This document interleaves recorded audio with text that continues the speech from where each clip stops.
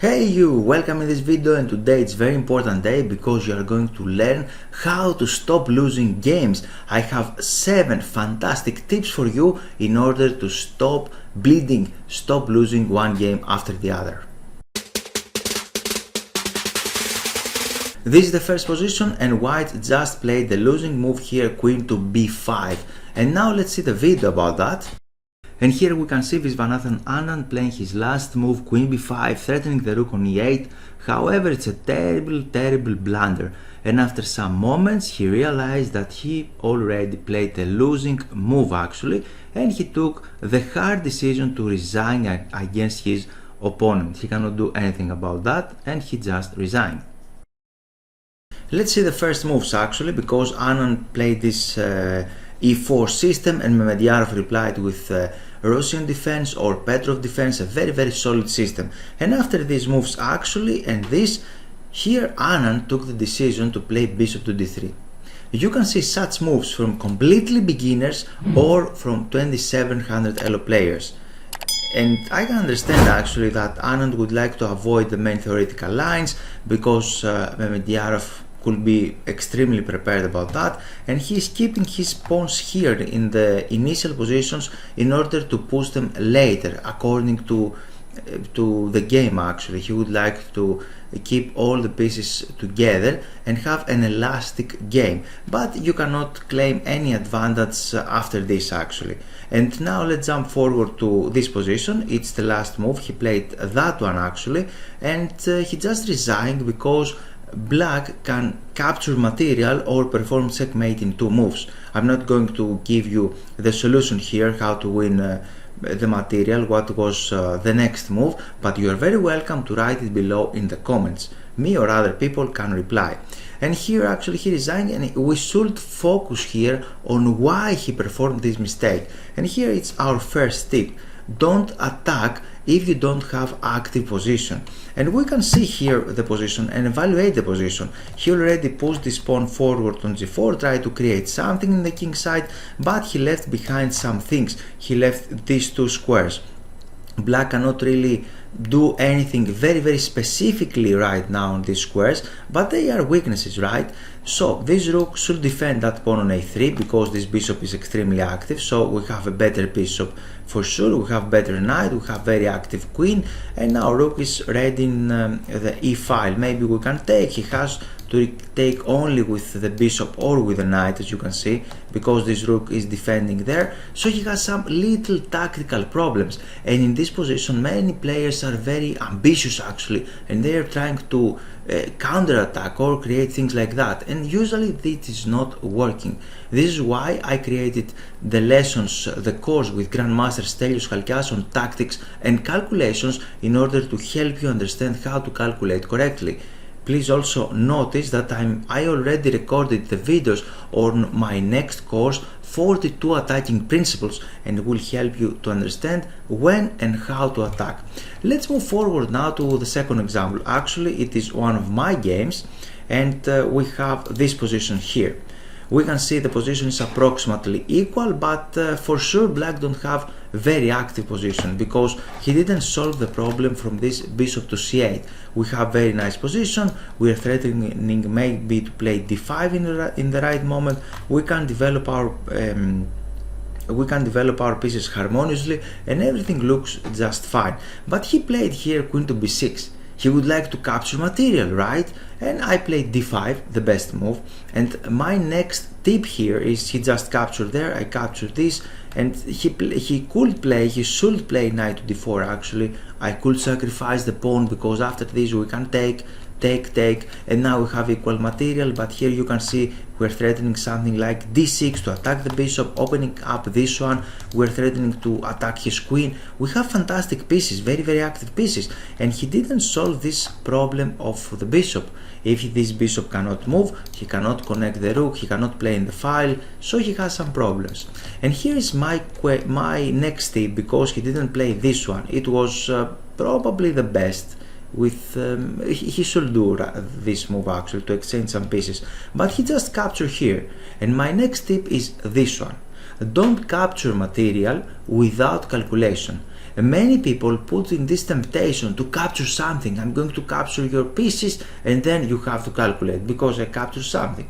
And maybe with the low rated opponents do these things, do this strategy to capture material, and don't think too carefully. Actually, I don't suggest you to do that because the position will take an unexpected turn actually. And here I didn't play the best move, it was a blitz game. My opponent was on 1850, his LiChess rating here, and I should capture there. And after this I have very strong move, queen c2. I didn't evaluate it correctly during the game, but after that we can play knight to c3. Now the queen is trapped actually, queen c2 is trapping the enemy queen. She don't have any escape squares, we have powerful knights and queen, and after this we can trap the queen. He has to sacrifice the queen for the two rooks, and here we have a completely winning position because we have many small pieces, light pieces, and these pieces can combine with the queen. He don't have good development and we're winning. My computer suggests assess this position as +5 for white.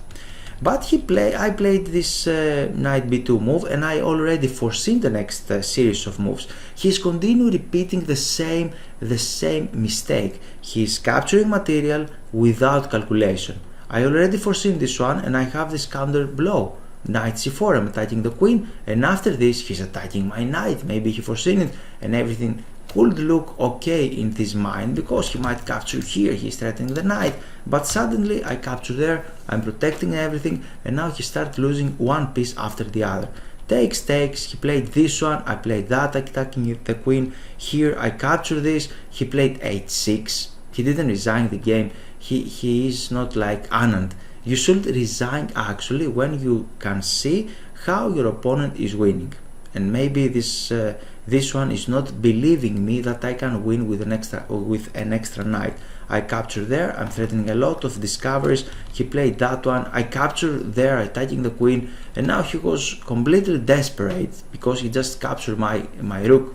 I recapture and I'm threatening a lot of discoveries actually there, and after this I took there, and I took the pawn on b7, and I completely destroy him. I capture all of his pieces. And if you like not to lose your pieces, not to lose games, you should stop doing these mistakes. Please also notice on my training program, in each different level, I announce how typical mistakes actually, and take a look on this. Would you like to become sure and get stable result at chess? Then I'm recommending you this training program divided in years according to FIDE rating, for example 800, 1000, 1100, 1200. And if you click in any of these links, then you can see the curriculum of each lesson. Here you can see a small video and a very detailed description of the lesson. Please also notice that you can see a lot of puzzles, try to solve them. We have puzzles with 10 questions for every single training program. It's completely free and you can try it out. The basic methodology of the training program is that we get the basic ideas, then we have illustrative chess examples, specific exercises for each theoretical lesson, and last but not least the final conclusions. The main difference from other programs is that here we are going to analyze the typical opening errors, how to avoid them, the characteristic middle game errors of each level, learn the basic endgames, and last but not least the visualization program. This is very important because it will help you to foresee the chess move ahead and calculate better comparing to your opponents. You can get the package of 4 of these training programs, which contain 95 theoretical lessons, approximately 780 minutes. It analyzed 800 games in this fantastic final price. So time for action is now, and click the link in the description. This is game number 3. I had the white pieces. My opponent is approximately 2000 ELO player, LiChess player, and my next tip is do not play without plan, or don't do single moves moves with only one threat. Here we have an exchange slave. As you can see, he managed to exchange my light square bishops. This was my mistake actually. I should keep the pieces on the board. The position is approximately equal, nothing dramatically special here, and he played this move knight to b4. Actually, this is not a good move because he is threatening my queen, and obviously I'm going to move my queen, right? I played there. And what are you going to do with your pieces? What this knight is doing here in the edge of the board? And just play this one, I kick him away, and after that I have very solid center, and for that reason I start attacking. I played g4, he went there, I continue attacking, and after this he is losing because his queen is forced to protect the knight, and I played this simple looking move, knight on b5. I'm threatening the queen, I'm threatening the pawn. I'd like to remove the queen somewhere in order to capture this knight. Wrong error. And after queen b8, actually I thought this was the only move. I can take there, and I'm not just capturing a knight, I'm threatening the queen and the rook, so I'm completely winning. During the game he just played this one, and I just captured the queen, and I won the game. You see, he just resigned there, he cannot do anything. Let's move forward now to see the next example. This is the next example, and we have another Catalan here, and as you can see, white has a little better position, right? We can assess this position easily. We have a centralized knight, this one is pinned, he has all of his pieces in the 7th and 8th rank. We have better activity, we can develop our rooks in the center of the board or the queen there. We have a lot of things, and without activity, and he didn't manage to solve this problem. He didn't manage to develop his bishop. Here's another tip: if one of your pieces is bad, then your entire position is bad. You cannot do something about that. You cannot do something easily. And he played this move c5. It's nice to strike in the center, but you should calculate it carefully, and you should have active pieces in order to do that.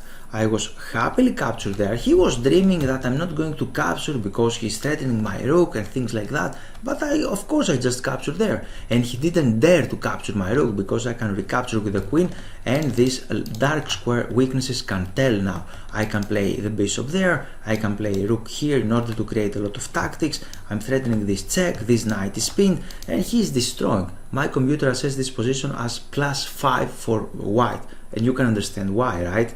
So he didn't capture there, and if you did a move like that, and then you're not be able to penetrate, to play your threat, actually to execute your threat, why you played this move in the first place is not good. And now he just played this one, captures, and I just captured the queen. We start capturing a lot of pieces, but if you don't have good activity, or if you played a mistake, the tactics will not going to help you.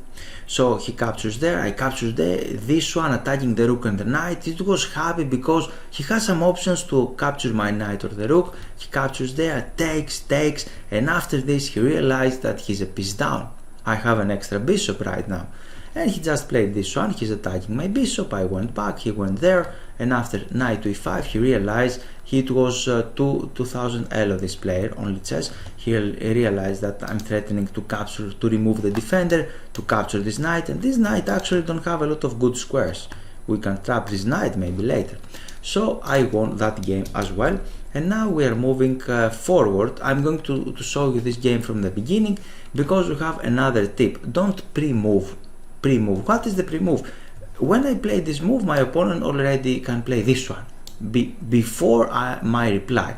And don't play pre-moves actually, and please be careful in the opening. Try to avoid the main opening mistakes. He played this one here, he pre-moved this one, I played that, he played this there, takes, and after this I played this one, he played a6, obviously he's threatening b5, so I stopped him, and after this I played bishop to g2, he developed the bishop there, castling bishop there, he continued pre-moving, right?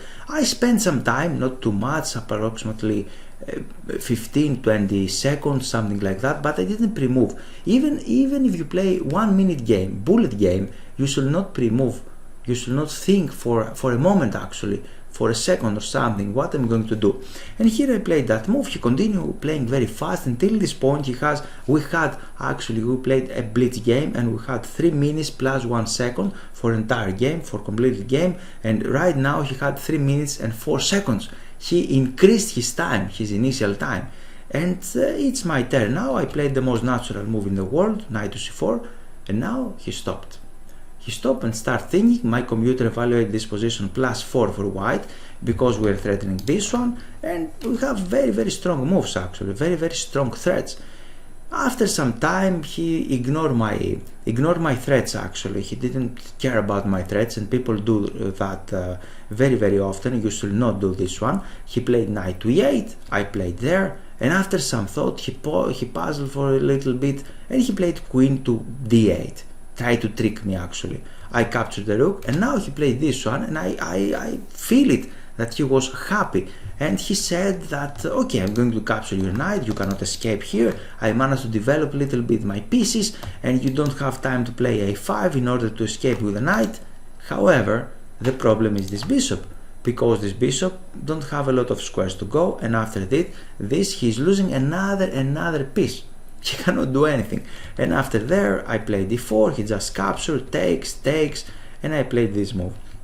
He continued playing actually. He's not like Anand, he don't understand that he is losing with this material, and after that he played b5, and after this again he ignored my threat, or he didn't understood my threat, and he just played b4. Strategically speaking, I don't like this one because what are you doing actually? You're just closing the files and everything. I don't understand. And here I had the threat with the bishop to f4, I had the threat, and after this I just took there. Because he cannot just recapture, I can take this one, I capture the material and one pawn, and after that I can start pushing forward my pawn. But he played this one, tried to keep the pieces complicated, and again we can see the initial mistake, and you can see these mistakes are repeating one after the other in many games. Without activity you cannot attack, and he is trying to attack right now. He is trying to attack my pawn, right? He's threatening the pawn with these two pieces, but he's losing more material because now my knight is threatening the rook, and he just captured there. He was happy because for a moment you cannot take my rook, I'm threatening your queen, but after this the knight has no returning squares, he cannot escape, and I'm going to capture this knight with the rook, sacrificing the rook back for two pieces. He just played this one, attacking my own rook. He thought for some tactics, you see, he's trying to do something. So I took there, okay, everyone, we can take something, and if you just capture my rook, this knight cannot escape in any case, so he just captured this. And he is hoping to escape now with the knight and maybe putting there and create some tactics and keep his fighting spirit on the game. But actually I played this one, not very difficult move to find. I found it after some seconds, and you can see the knight cannot escape, and after that I'm going to take the knight. Here I'm going to repeat, the tactics is not going to work if you don't have activity. First of all, you need activity. I'm going to create another course on positional chess, how to put your pieces in very good squares, how to create solid a game, and after that you can attack, and after that you can do other things. But without good positional understanding you cannot play attacking moves, because disasters will happen like this one. And now he played this move f6, I give a check, because again he is threatening something. He is threatening to trap my bishop, right? He played a tricky move to trap my bishop, so I played this one, I just capture there, he recaptures. He played that, and now I didn't play the best move. The best move was this one. It is a checkmate in 7 moves. I captured there, and after this I put the queen there. I'm pinning his knight, I'm threatening h7. He played this one. I give a check here. I just pin his pieces. I'm going to win this knight. I won all of your games. You can resign, man. What are you doing? You cannot continue this game. So he left. He resigned. And now let's see this final game actually here, how to play and what to do. It came up from the Dutch defense. One of my friends told me one nice system. It's a positional system, very solid, nothing dramatic is happening here. We have nice pieces actually here, and I played queen to c5 because I'd like to exchange maybe his queen, or to put my pawn on c5 and continue the game, right? This is my idea. And here comes the last tip for you actually, because he thought, okay, he's threatening my queen, what can I do? I don't like to cooperate with him to capture his own queen. I'm going to create a counter attack, right? So he played knight to e4, the losing move, because he's hopping here, he's playing hopping chess, and he's hoping for me to capture his queen. He can recapture with the knight, and now maybe he can exchange my knights. He has this c4 square, maybe he can put the rook there. Everything looks nice for black, right? But he played a move, an aggressive move. He's attacking my queen here, he's trying to do something, but this move is forced to protect the queen, and I can just capture that knight. My opponent had approximately 2000 elo, more than 2000 elo, and now he's facing problems because he cannot just recapture my bishop because his queen is hanging, so he captured there, and now we start capturing more pieces. I capture his queen and I'm threatening his knight, so he cannot capture my bishop, so he played there and hoping to capture my unprotected knight, but I captured this one, and he can take something for sure with many ways. He can take like this, or like that, but he can take only one piece because we have turns in chess. We have one turn for us and one turn for our opponent, and after that I just captured there. He played this one, I played this, and the position is completely winning for white here, and I managed to win after some moves, because I can put the knight on c3, as you can see, or knight on d2. I can develop my rooks, I have an extra piece, and I can win easily. Now let's see the conclusions. What did you learn in this lesson? First of all, every move has consequences. If you play something, maybe you leave something behind. Do you own something? This is the rule that you should remember. Do you own something? Be careful about your next moves and try to keep elastic, to keep your pieces elastic. Now we have the second one, attack without activity. Many players play ambitious moves and try to attack without have good or sound position. People cannot really evaluate correctly the position. Number 3, taking material without calculations. This is extremely dangerous to do that. Number 4, play without plan or do one move at a time, but you should not do that. You should think ahead. The next one is because of the pre-moves. If you do pre-moves or bad opening moves, you are going to lose the game. The next one is people underestimate opponent threats or didn't evaluate them correctly. I don't mean to defend in every opponent move, of course, but you should evaluate it. It is good, he's threatening something really serious, maybe I should defend. And last but not least, we have the hop chess. Play attacking moves without calculation and hoping for his opponent to play our favorite moves or the moves that we calculate, but it's not going to happen into the real games. Thanks for your time, and I hope you enjoyed the video. Here it's time for action. This is the initial page of my website, and here you can click Give me access to get access to free lessons. You can read this page, and if you scroll down, here you can add your name and your email.